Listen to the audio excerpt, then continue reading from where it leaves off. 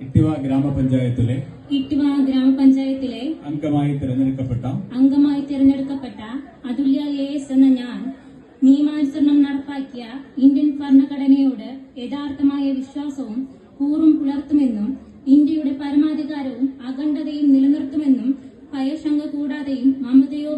വിദ്വേഷമോ കൂടാതെയും ഞാൻ എന്റെ ഔദ്യോഗിക കൃത്യങ്ങൾ യഥാവിധിയായും വിശ്വസ്തയോടും എന്റെ പരമാവധി കഴിവ് പ്രയോജനപ്പെടുത്തിയും നിർവഹിക്കുമെന്നും സഗൗരവം ദൃഢപ്രതിജ്ഞ ചെയ്യുന്നു.